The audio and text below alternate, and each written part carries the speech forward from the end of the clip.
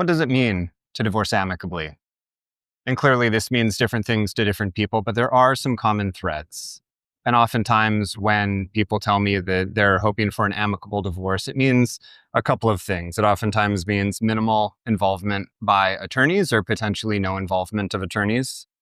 It oftentimes equates to lower costs, specifically because they're not paying enormous legal bills to those attorneys, but also that there's some preservation to the relationship, that there's not a tremendous amount of conflict over the course of the actual separation and divorce, and that there is, some remnant of a relationship left at the end. But the bigger question is really what's required to have an amicable divorce, because high conflict divorce, there's a lot of content out there on social media about how to navigate high conflict divorce. And I don't think that most of those people wanted to have a high conflict divorce. They ended up having a high conflict divorce. And so it's important for us to explore and to talk about and to understand really kind of the mechanics of what's required to divorce amicably. And the first thing of the three that I want to cover today is that an amicable divorce is essentially an uncontested divorce. If you think of, what it means to contest something, it means that you object, that you don't want this thing to happen. And oftentimes that is the dynamic in a high conflict divorce, is that one person doesn't want to get divorced or one person doesn't want to be getting divorced the way that it's unfolding. And so there's a degree of digging in heels and resisting and pulling back. You can think of a game of tug of war where you're pulling at one another and both of you are kind of getting pulled forward when you don't want to get pulled forward. So an amicable divorce is uncontested, but what's required to make it uncontested? And I would say a couple of things. The first is that you need to address confusion. In most cases, divorce is initiated by one individual, and in many of those cases, it comes as a surprise to the other spouse. And initiating the whole legal process of divorce when one person is still very much confused about why this is happening and how you got here and what could I have done, what did I do that I shouldn't have done? All of those types of questions will tend to derail that legal process, because while one of you is wanting to talk about parenting or custody or finances, the other person is really seeking clarity. They can't quite get past the fact that they don't understand yet. So there needs to be less confusion when you finally sit down at the table to hammer out the details of your separation and divorce. And in other videos, I'll get into how you can do that. Something else that needs to be resolved, for this to be uncontested, is really to work through any sort of role identification. And by that, I mean one person being cast as the victim and therefore the other person being cast as some sort of a perpetrator. Because this dynamic, if it exists and if it's strong as you initiate, again, the legal process of divorce, it really gums things up.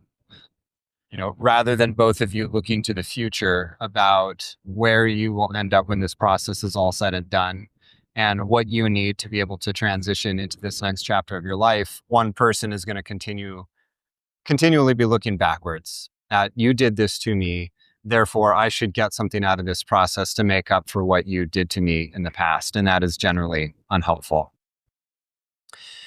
The second thing that's required to have a more amicable divorce is around transparency, right? It requires both of you showing up to the table and willing to be honest with the information that's needed to hammer out the details of your divorce. And a lot of that comes down to understanding the assets and the finances and the debts.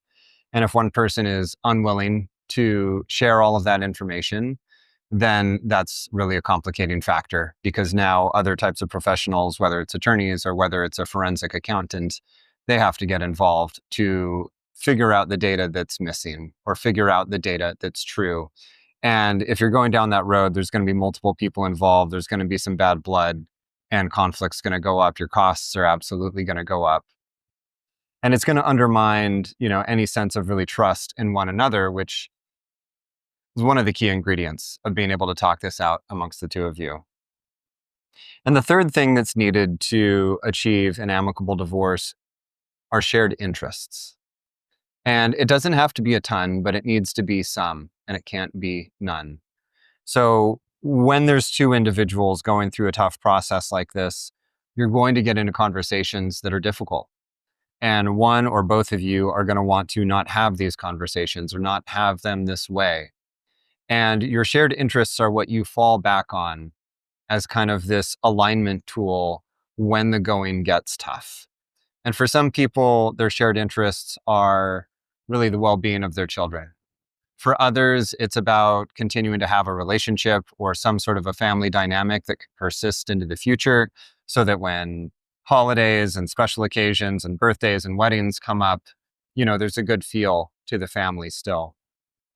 For others, that may not be possible, and yet their shared interest might be simply in preserving their financial resources and not handing over $20,000 to $30,000 or more to an attorney to lead this divorce process. And so again, when the going gets tough, it's these shared interests that you need to fall back on and say, well, remember, this is why we're doing it this way instead of a different way. And that's a useful tool again and again and again, because these are sensitive conversations. And separating and divorcing, is very, very difficult. And so if at the get-go, you can really identify, why the two of you have committed to an amicable divorce and why the two of you have kind of agreed that you're going to talk this out and sort it out amongst one another, that's tremendously helpful. And I think if you look into a lot of the high conflict divorces that are going on right now, you will typically find that one person is either very confused, very angry, or feeling very victimized in that relationship while they're getting divorced.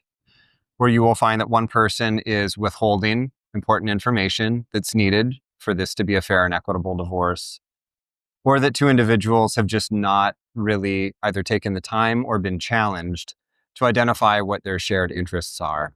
And the lack of these things is, again, just going to pour some bad blood into the pool, and things can go south very quickly.